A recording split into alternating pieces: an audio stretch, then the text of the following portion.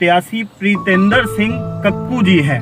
हम उनसे बात करेंगे, जानेंगे क्या रणनीति है, कैसे चुनाव को आगे बढ़ाएंगे, कैसे वो लड़ना है। पहले हम जानते हैं प्रीतेंद्र जी, नमस्कार। प्रीतेंद्र जी, जानना चाहेंगे हम आपसे, राजनीतिक सफर आपका कैसे शुरू हुआ, राजनीतिक गुरु कौन है आपके और उपलब्धियां क्या हैं आपकी? धन्यवाद। मैं सबसे पहले अपने गांव का प्रधान बना, 3 बार प्रधान रहा मैं अपने गांव का, 2 बार मेरी पत्नी प्रधान रही। उसके बाद मैं ब्लॉक प्रमुख बना बिजुआ का, जिसका काफ़ी बड़ा हिस्सा बलिया विधानसभा क्षेत्र में पड़ता है। अब मैंने विधानसभा के इलेक्शन में हाथ आजमाने का फैसला किया है, राष्ट्रीय अध्यक्ष हमारे माननीय अखिलेश यादव जी के आदेश के अनुसार।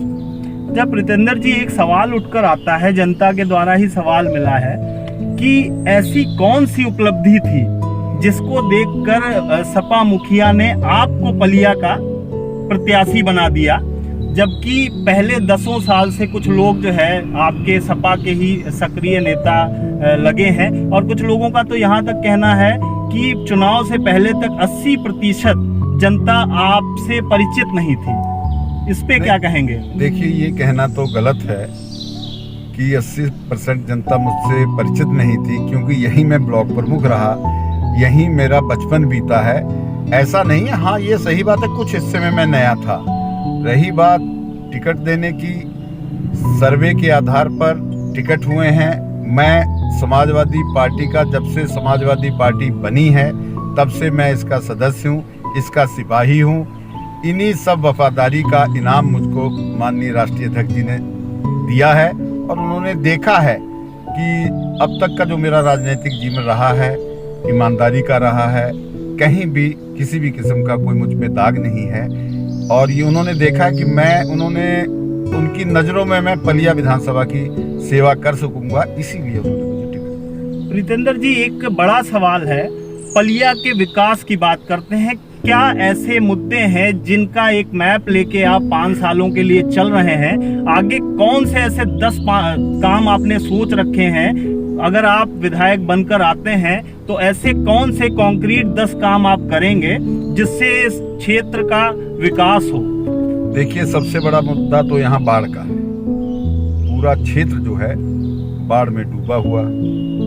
दूसरा मुद्दा यहाँ सड़कों का है, सड़कें सारी टूटी हुई हैं, चाहे कोई भी क्षेत्र हो। तीसरा मुद्दा शिक्षा का है। चौथा स्वास्थ्य का है।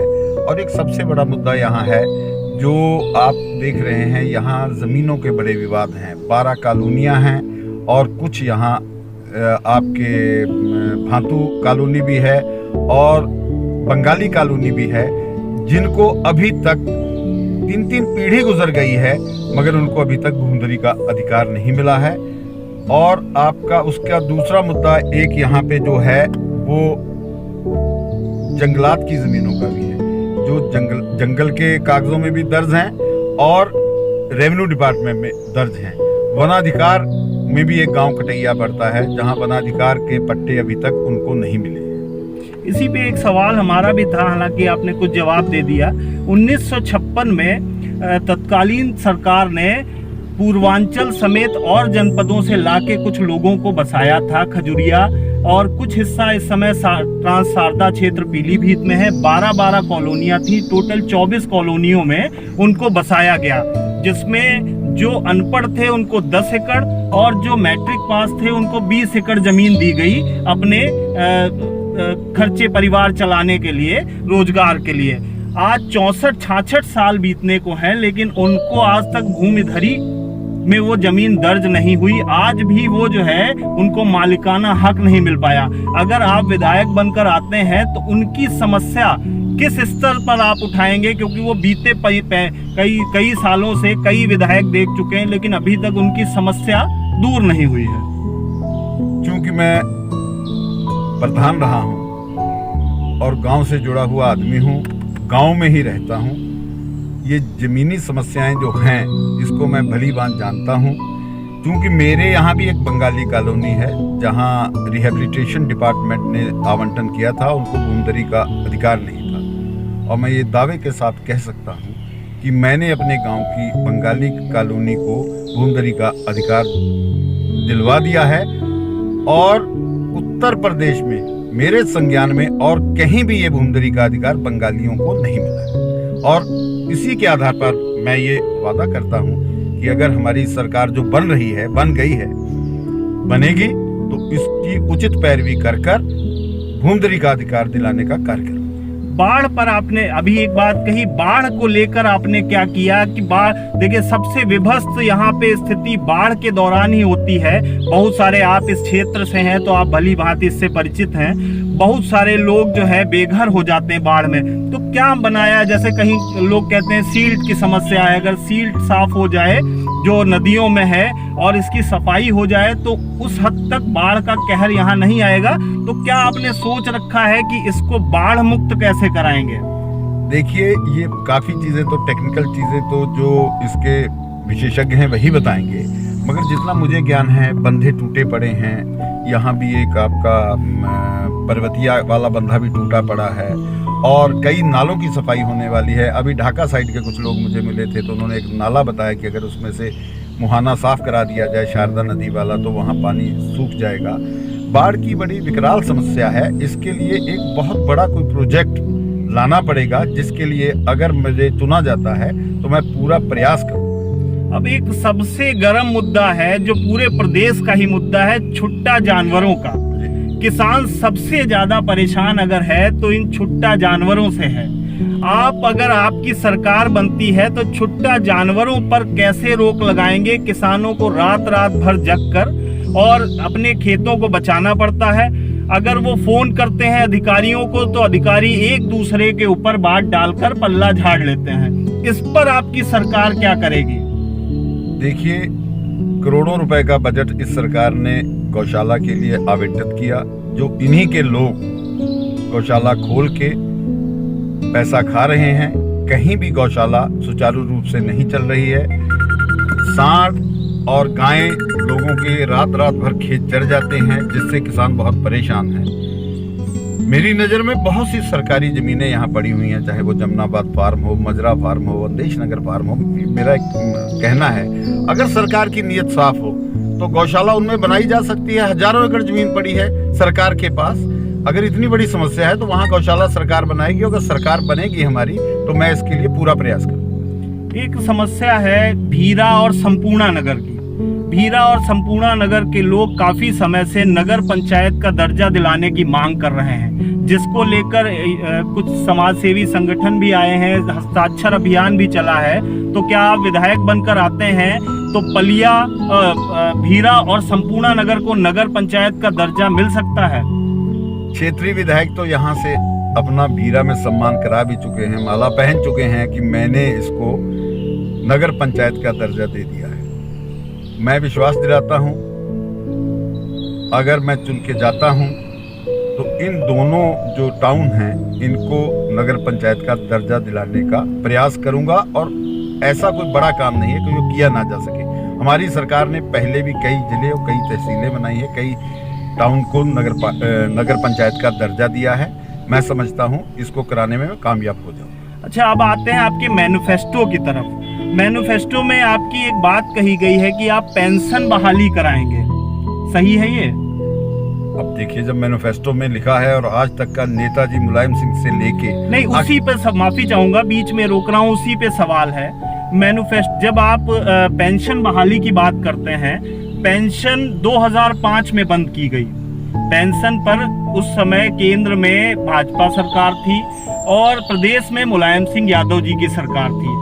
उस समय बंद की गई। मुलायम सिंह जी ने एक शब्द नहीं पेंशन पे तोला। उसके बाद अखिलेश यादव जी 12 से 17 तक रहे। उन्होंने पेंशन को लेकर, जो सरकारी कर्मचारी हैं उनकी पेंशन को लेकर कोई बात नहीं बोली। आप, ये चुनाव आ गया है, उसके बाद फिर आप लोगों ने एक मुद्दा उठाया है कि हम पेंशन बहाली करेंगे। तो लोगों को ये जानना है कहीं ये चुनावी वादा तो नहीं है, इसको क्रियान्वयन इसका होगा या नहीं होगा? देखिए, नेताजी मुलायम सिंह हों, चाहे हमारे राष्ट्रीय अध्यक्ष अखिलेश यादव जी हों, उन्होंने जो कहा है वो किया है। हमारे घोषणा पत्र में और भी कई वादे हैं। सरकार बनेगी तो ये सारे के सारे काम जो पेंशन बहाली की बात आप कर रहे हैं ये जरूर होंगे। अच्छा ये बताइए, अब आखिरी सवाल, आपका भी ज़्यादा समय नहीं लेंगे, चुनावी व्यस्तता है।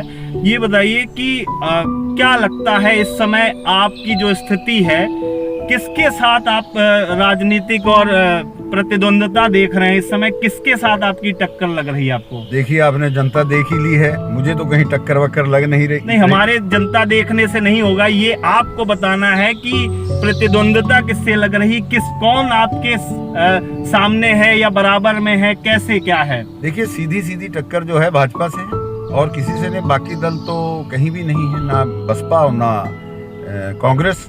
वो तो यहाँ सिर्फ भाजपा की बी टीम का काम कर रहे हैं। लेकिन एक बड़ा फैक्टर है मुस्लिम वोटों का, तो मुस्लिम वोट यहाँ दो प्रत्याशी मुस्लिम हैं, तो आपको कहीं डर तो नहीं लगता है कि मुस्लिम प्रत्याशी दो मुस्लिम प्रत्याशी होने से भाजपा को इसका फायदा मिलेगा, मुस्लिम वोट बटेगा? नहीं, देखिए, मुझे कोई डर नहीं लगता। मतदाता बड़ा जागरूक है और आप देखिए पूरे बिहार में एक ही निर्दलीय जीता था। अब वो जमाना चला गया है कि आदमी व्यक्ति या इस तरीके की पार्टी को वोट दे। जो गलतियां बिहार में की थी वो बंगाल में सुधार ली गई हैं और उत्तर प्रदेश में तो कोई गलती होने का सवाल ही नहीं था। अब एक आखिरी सवाल मैं लूंगा।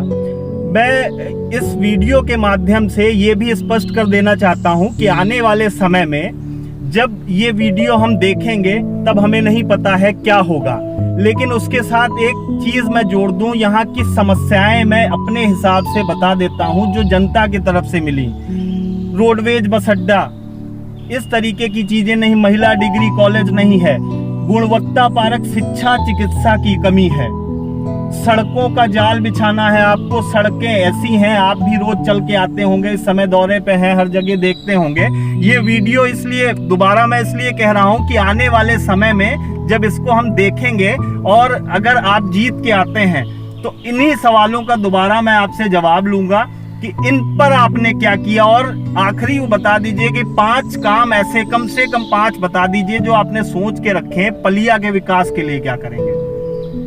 देखिए, पलिया के विकास में 5 काम। पहला तो एक बाढ़ का है, उस पर काम किया जाएगा। दूसरा, मैंने आपको बताया कि सड़कें जो हैं, जो खस्ता हालत है, इनको सुधारा जाएगा। तीसरा, जो चिकित्सा और शिक्षा, इस पे कार्य किया जाएगा। चौथा जो है, जो मैंने अभी बताया, जो हमारे ग्रामीण क्षेत्र का भूमधरी का काम है, उसको कराया जाएगा। और 5वां जो है वो जो ये समस्याएं जानवरों की हैं और किसानों की समस्याएं हैं, गन्ने का पेमेंट और तमाम जैसे बिकते नहीं, ये कराएं। पेमेंट को लेकर क्या कहेंगे? क्योंकि वादा तो अखिलेश यादव ने भी किया था 14 दिन में पेमेंट का, लेकिन वही बात है पेमेंट। और जो है जिला बनाने की बात, अगर आप विधायक बन जाते हैं और प्रदेश में आपकी सरकार बनती है, अगर मंत्री पद बन जाता है, मिल जाता है आपको, तो पलिया के लिए, पलिया को जिला बनाने की मांग काफी समय से उठ रही है, उसके लिए आप कुछ प्रयास करेंगे क्या? जी, जरूर करूंगा और ये बहुत जरूरी है, क्योंकि हमारा जिला प्रदेश का सबसे बड़ा जिला है, तो पलिया जिला जरूर बनना चाहिए। इसके लिए मैं पूरा प्रयास करूंगा। और पेमेंट की जहां तक आपने बात की है, हमारे चुनावी घोषणा पत्र में है कि एक रिवॉल्विंग फंड बनाया जाएगा, जिससे किसानों का पेमेंट जो है वो 14 दिन में कर दिया जाएगा। उसके बाद सरकार जाने और फैक्ट्री जाने, वो उससे पैसा लेती रहेगी। वो जो रिवॉल्विंग फंड है उससे पेमेंट किया जाएगा। चलिए, आप देख रहे थे टाइम्स 18 न्यूज। हमारे साथ इस समय प्रीतेंद्र सिंह काकू जी जुड़े थे, समाजवादी पार्टी से प्रत्याशी हैं। हमने इनसे बात की। अगर आपको ये वीडियो अच्छा लगा हो तो हमारे चैनल को लाइक करें, सब्सक्राइब करें और वीडियो को शेयर करें। धन्यवाद जी। धन्यवाद।